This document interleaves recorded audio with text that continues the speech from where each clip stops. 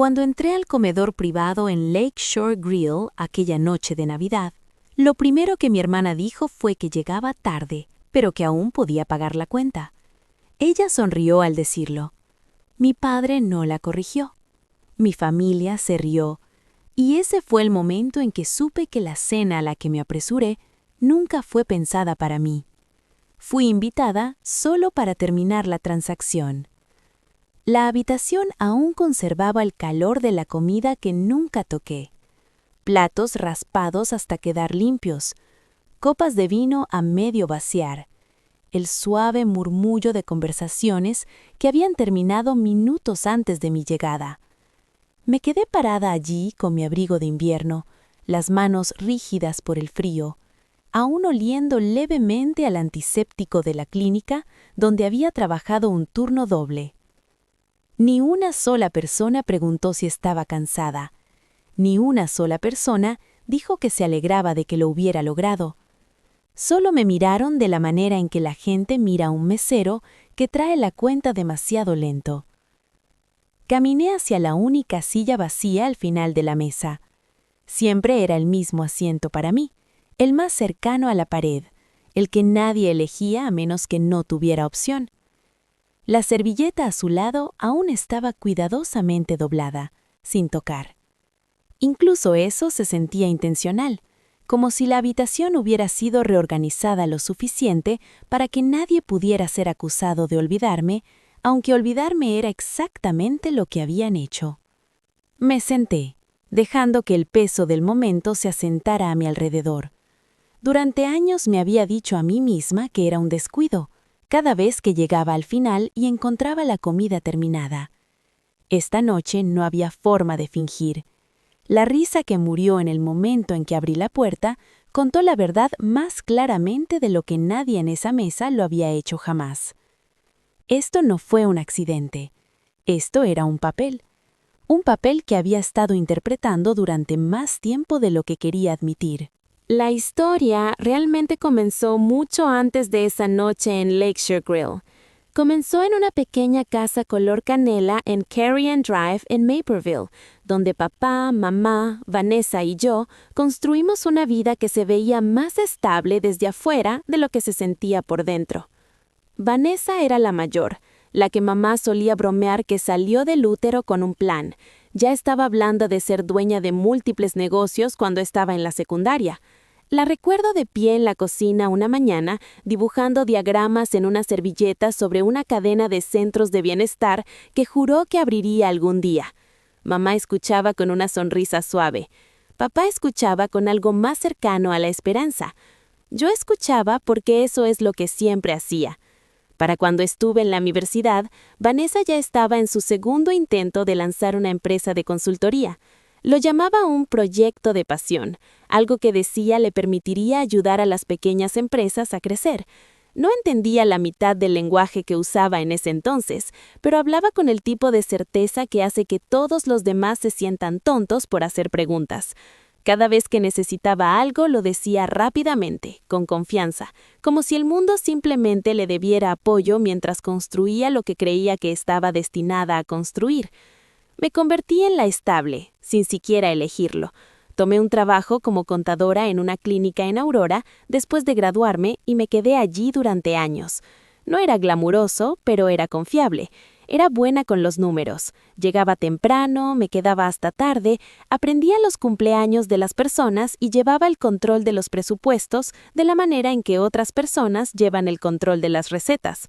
Mi vida era simple pero estable, y en una familia como la mía, la estabilidad se convirtió en una especie de moneda. Comenzó en silencio, casi inocentemente. Vanessa una vez me llamó un miércoles por la mañana diciendo que necesitaba un préstamo a corto plazo para cerrar una brecha hasta que llegara el pago de un cliente. Eran solo unos pocos cientos de dólares en ese momento. Lo envié porque papá siempre dijo que la familia no debería dejar que los demás sufrieran. Ella me agradeció con su encanto habitual y prometió que estaría de vuelta en mi cuenta a fines de mes. No lo estuvo, pero tenía una razón, luego otra y luego otra. Las cantidades crecían lentamente como grietas extendiéndose por el vidrio, tan gradualmente que solo notas el daño una vez que todo el panel se ve mal. Hay un día que recuerdo claramente. Estaba en mi escritorio revisando facturas cuando Vanessa llamó sin aliento y dramática, diciendo que necesitaba unos pocos miles de dólares para asegurar una nueva asociación. Dijo que este era el punto de inflexión, el comienzo de que su empresa se convirtiera en algo grande. Le pedí detalles. Me dio frases en lugar de hechos, cosas como posicionamiento estratégico e ingresos proyectados y equidad futura. Hablaba de la manera en que siempre lo había hecho, con esta mezcla de entusiasmo y urgencia que hacía que cuestionarla se sintiera como dudar de su potencial. Transferí el dinero esa tarde. Papá también le creyó. Le creyó incluso cuando mamá planteó preocupaciones silenciosas. Mamá tenía instintos más gentiles que cualquiera de nosotros. Observaba más de lo que hablaba. Había una suavidad en ella, una forma en que podía dejar que Vanessa brillara sin dejar que la cegara. Me dijo una vez que las personas que hablan en grande a menudo llevan sombras pesadas detrás de ellas. En ese momento no entendí lo que quería decir. Pensé que la ambición era algo bueno. Pensé que creer en tu hermana era lo correcto, pero la creencia y la ceguera son primas, y me tomó años aprender la diferencia. Después de que mamá falleció, todo cambió. Papá se aferró más a la idea de que Vanessa estaba prosperando. Necesitaba el éxito de alguien, y Vanessa sabía cómo presentarse como la que podía entregarlo. Hablaba de expandir su trabajo de consultoría a la estrategia inmobiliaria. Dijo que estaba asesorando a empresas medianas en todo el Medio Oeste. Dijo que viajaba constantemente. Había fotos en las redes sociales de ella en vestíbulos de hoteles y salas de aeropuertos y bares de pisos altos con vistas a los horizontes de la ciudad. Nunca vi facturas, nunca vi contratos, pero papá no pedía esas cosas. Quería creer que su hija mayor estaba construyendo algo hermoso. Seguía ayudando de formas pequeñas y luego más grandes. Cuando Vanessa dijo que necesitaba ayuda para cubrir el alquiler de su pequeña oficina en el centro de Naperville mientras se finalizaba un trato, le pagué directamente al propietario. Cuando dijo que tenía un compromiso de oratoria cancelado en el último minuto y necesitaba reembolsar los costos de viaje, envié otra transferencia. Cuando dijo que quería incluirme como pequeña accionista en su empresa y pidió una inversión, escribí un cheque igual a 6 meses de mis propios ahorros. Me dije a mí misma que no era caridad. Me dije a mí misma que era apoyo. Me dije a mí misma que estaba haciendo lo que mamá hubiera querido, aunque en el fondo sabía que mamá habría hecho más preguntas de las que hice. Si tienen un momento, me encantaría saber dónde están escuchando esta historia ahora mismo. Algunos me dicen que escuchan mientras doblan la ropa o manejan de regreso a casa del trabajo. Cuando este momento me pasó a mí, todavía llevaba mis uniformes médicos y cargaba una bolsa de galletas de Navidad que había horneado la noche anterior. Compartir estos momentos hace que se sientan un poco menos solitarios. La primera señal llegó una tarde cálida a fines del verano, cuando nos encontramos en una cafetería cerca del centro de Naperville. Vanessa entró con una blusa brillante y gafas de sol, aunque estábamos sentadas en el interior. Dijo que acababa de venir de una sesión de consultoría con un nuevo cliente y que todo estaba sucediendo tan rápido que apenas tenía tiempo para respirar. Pidió un café con leche costoso y lo cargó a su tarjeta. Cuando dejó su teléfono sobre la mesa, la pantalla se iluminó y noté una alerta de sobregiro. Brilló solo por un segundo antes de oscurecerse, pero fue inconfundible. Protección contra sobregiros activada. Sentí algo pellizcar dentro de mí, la parte contadora de mi cerebro, la parte que había sido entrenada para detectar discrepancias antes de que se convirtieran en desastres.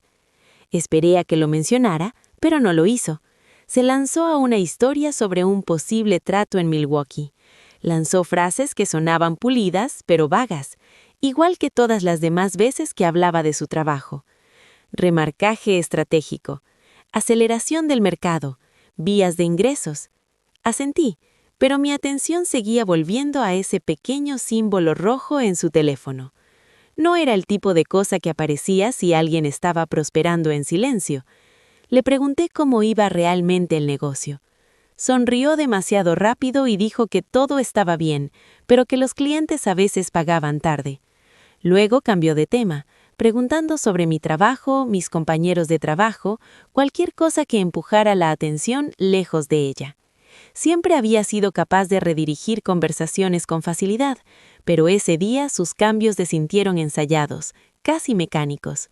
Lo atribuí al estrés, pero algo en mí archivó ese momento como un recibo que podría necesitar más tarde. Cuando abrí la carpeta de la cuenta, la miré sin disculpas. Un número lo suficientemente grande como para hacer que una persona se sonrojara si fuera la que ordenaba. Un número lo suficientemente grande como para hacer que una persona se sintiera pequeña si fuera la que se esperaba que pagara. Pero en lugar de que la vergüenza surgiera en mí de la manera en que solía hacerlo, algo nuevo llegó en su lugar. Quietud, un tipo de claridad que se sentía como aire frío en la parte posterior de mi cuello. Vanessa se inclinó hacia adelante como si quisiera ver el momento en que acepté mi papel asignado. La confiable, la silenciosa, la que cargaba el peso que hacía que todos los demás se sintieran más ligeros. La observé por un segundo.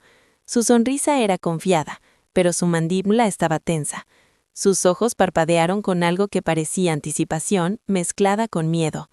Esperada obediencia, tal vez incluso la necesitada. Papá suspiró levemente. Sus dedos tamborilearon el mantel, no en advertencia, no en apoyo, solo un sonido tranquilo y familiar que hacía cuando quería que todo se mantuviera pacífico, incluso a costa de fingir. Cerré la carpeta de la cuenta y la coloqué suavemente sobre la mesa. Vanessa levantó una ceja. Papá miró nerviosamente entre nosotras. Mi tía fingió revisar su teléfono. Pedí otro vaso de agua. Mi voz estaba tranquila, casi lo suficientemente estable como para hacerme preguntarme de dónde había venido esa calma. Tal vez años de ignorar el aguijón finalmente habían construido algo dentro de mí sobre lo que podía pararme. Vanessa preguntó si algo andaba mal. La miré y sentí que mi respiración se ralentizaba. Le dije que antes de manejar la cuenta probablemente deberíamos esperar a un invitado más. Las palabras se asentaron sobre la mesa como un trueno silencioso. Algunos primos intercambiaron miradas. Mi tía se enderezó levemente. Papá frunció el ceño, confundido, sus cejas uniéndose en la misma expresión que usaba al leer papeles que no entendía del todo. Vanessa parpadeó. Luego parpadeó de nuevo. Preguntó a quién me refería. Mantuve su mirada. Su confianza parpadeó.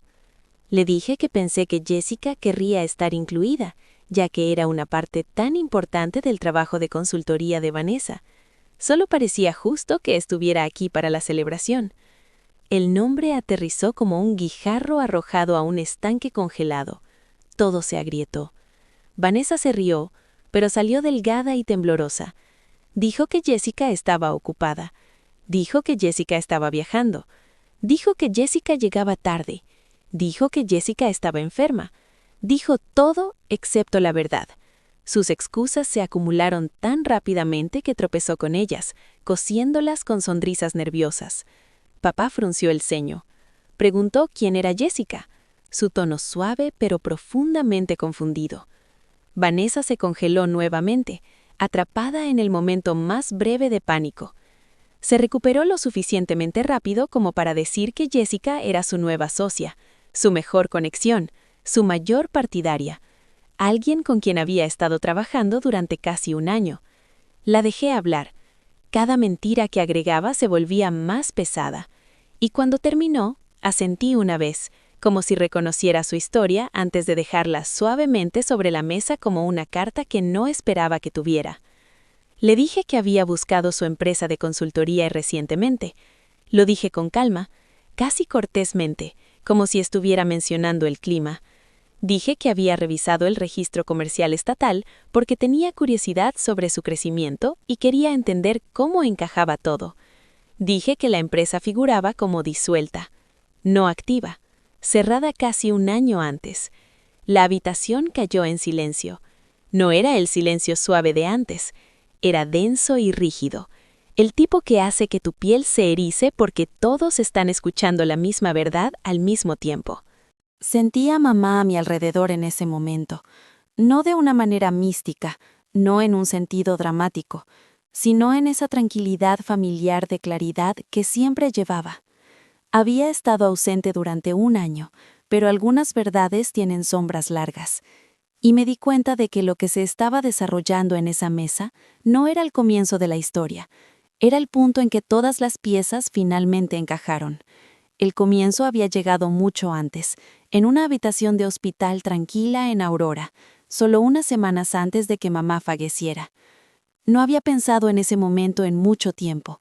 El duelo tiene una forma de envolver los recuerdos en algodón, suavizándolos hasta que casi olvidas que alguna vez te cortaron. Pero la noche de Navidad con Vanessa desmoronándose frente a papá sacó ese recuerdo de la niebla. Mamá me había pedido que le llevara su computadora portátil al centro de cuidados paliativos. Dijo que necesitaba actualizar algunas cosas. Me senté junto a su cama mientras tecleaba lentamente, con dedos que se habían debilitado desde la última vez que la había visto usar un teclado. Hizo una pausa frecuentemente para recuperar el aliento, sus delgados hombros subiendo y bajando debajo de la manta. Cuando terminó, giró la computadora portátil hacia mí y me dijo que quería que me hiciera cargo de las cuentas digitales de la familia si algo sucedía. Lo dijo suavemente, como si estuviera pasando una colcha o una receta.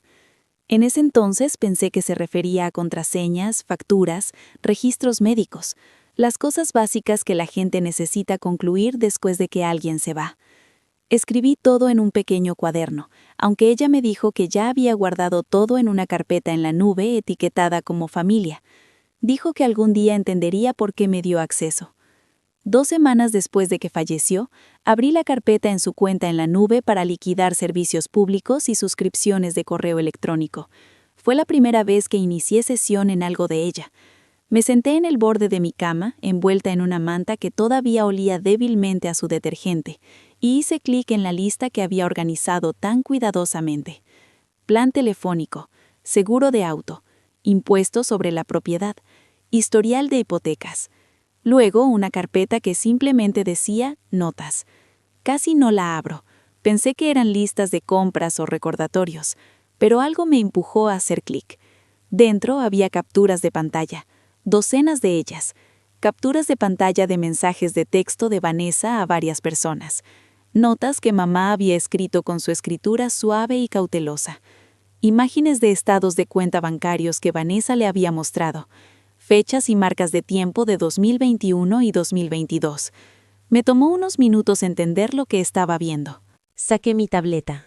Se sentía más pesada de lo habitual, no por su peso, sino por lo que esperaba dentro. No había planeado abrirla esa noche. Había esperado que la mención de su negocio disuelto fuera suficiente para provocar honestidad o al menos una explicación, pero los temblores y las negaciones de Vanessa habían empujado el momento hacia adelante, y la pregunta no formulada de papá exigía una respuesta. Vanessa vio la tableta y se estremeció. Susurró mi nombre con una advertencia en él.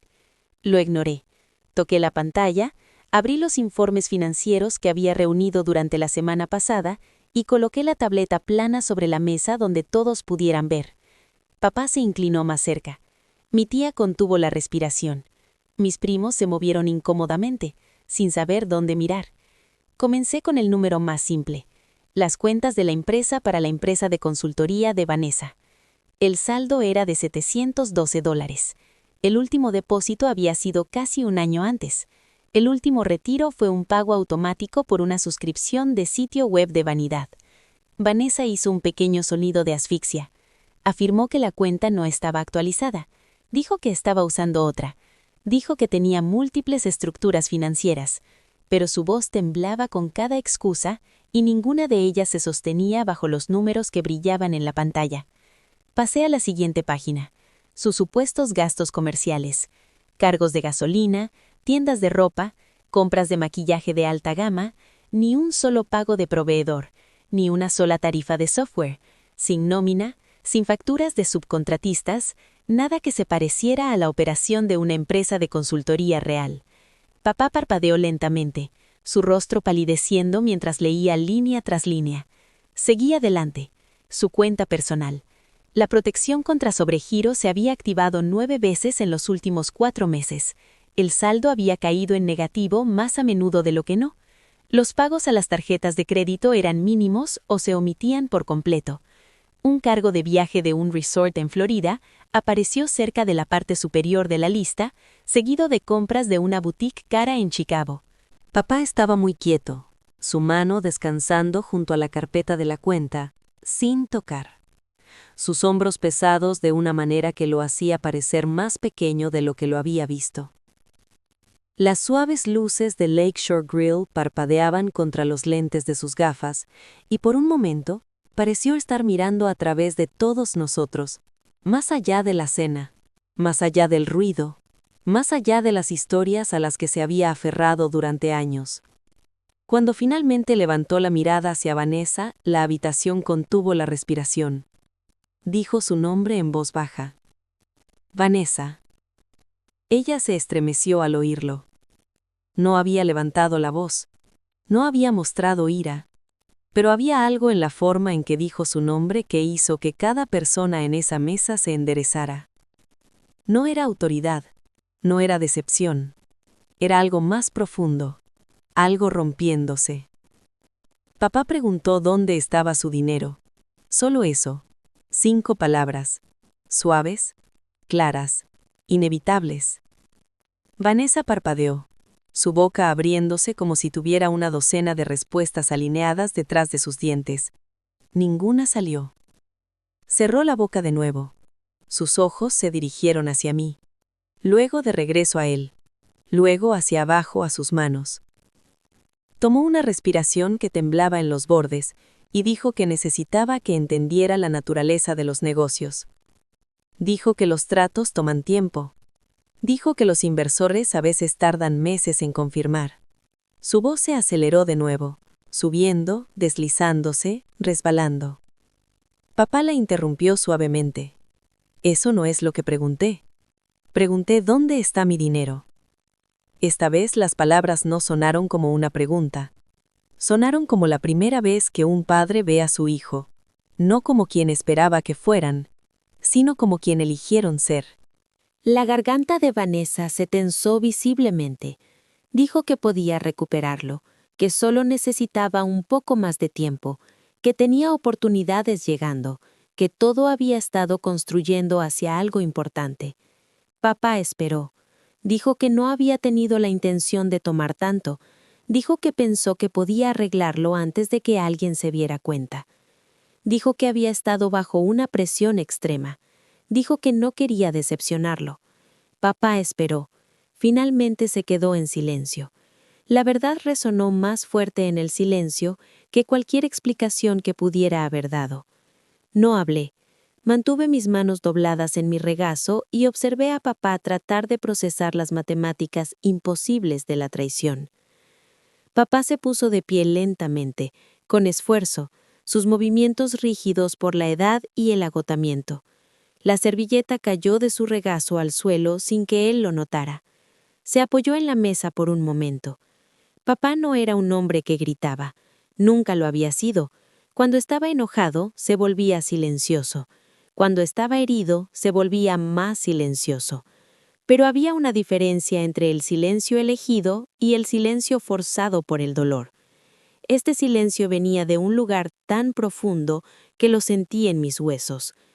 Miró a Vanessa, luego a mí, luego a la carpeta de la cuenta que estaba entre todos nosotros.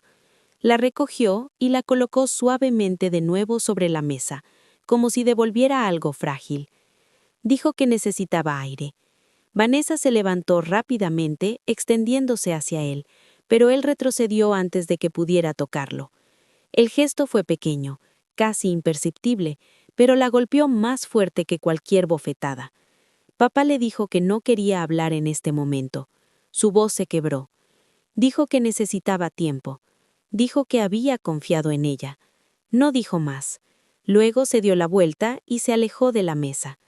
Observé su espalda mientras salía del comedor privado.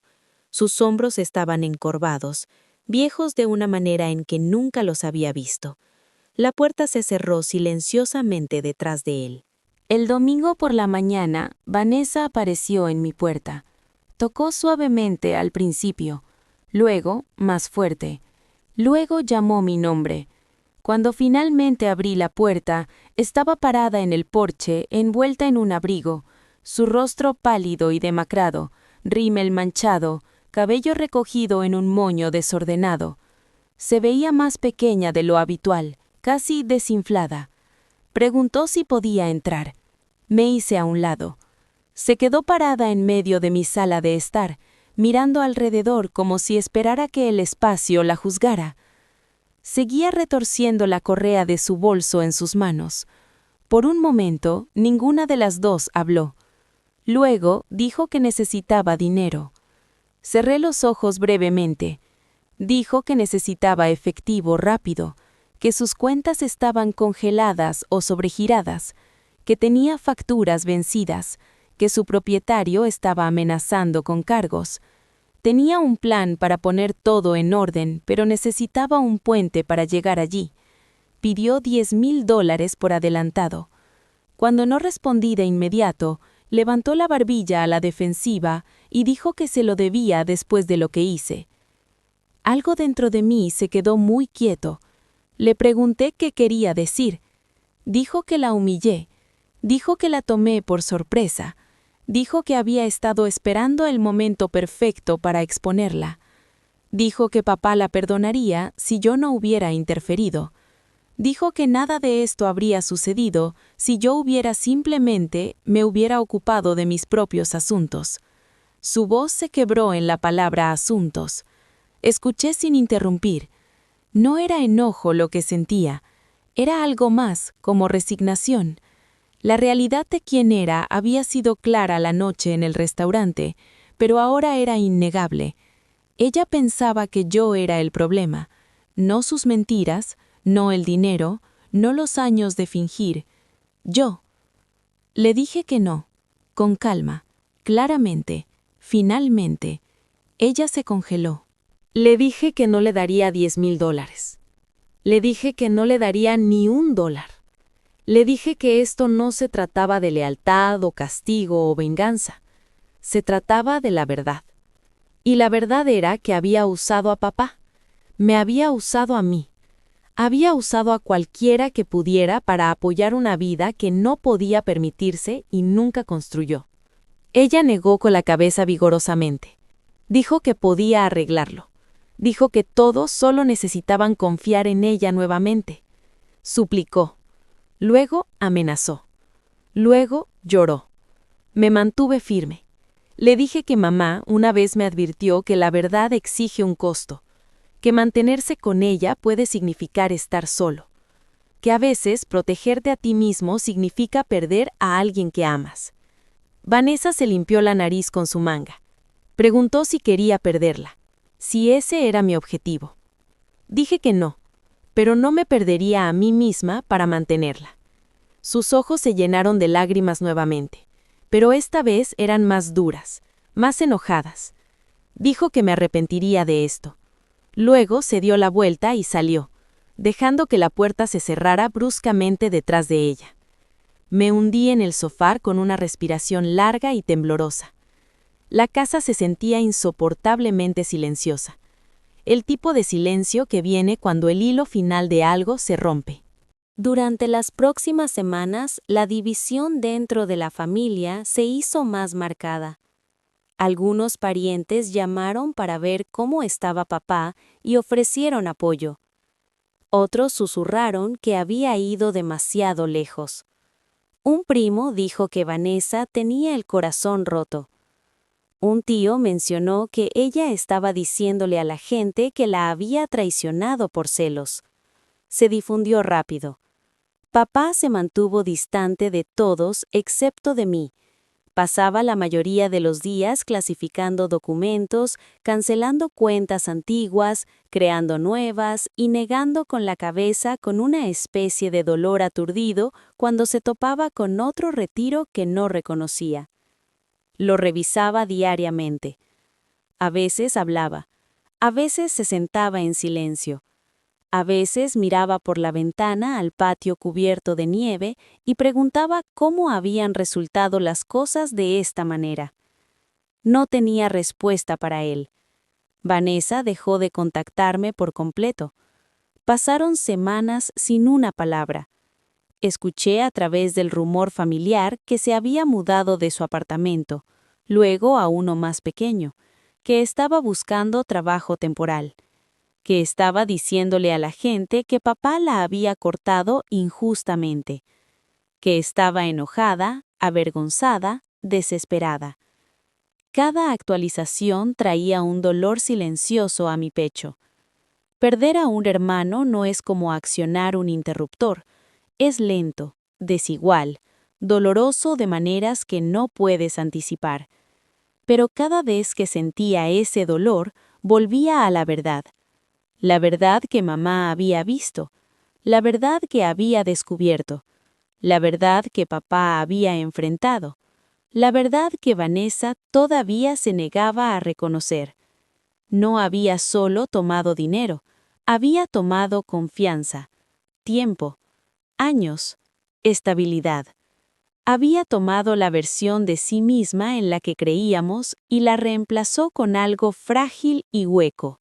Había pasado casi un año desde esa noche de Navidad en Lakeshore Grill y la onda de esa noche todavía tocaba casi todas las partes de nuestra familia, pero el agua se había vuelto más tranquila.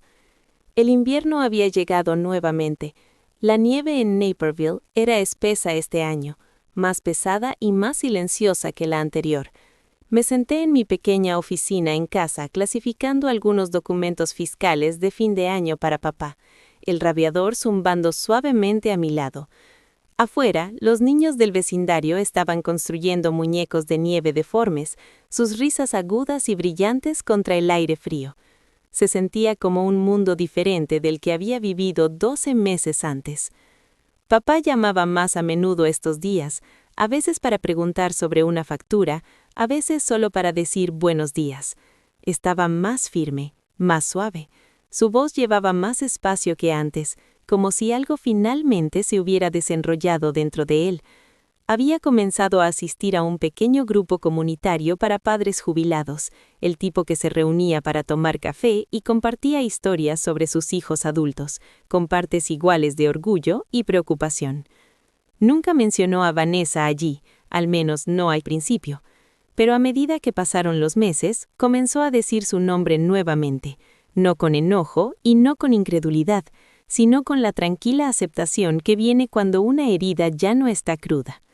En cuanto a Vanessa, se había mudado a un pequeño apartamento cerca de Joliet, donde el alquiler era más bajo y los conocidos menos.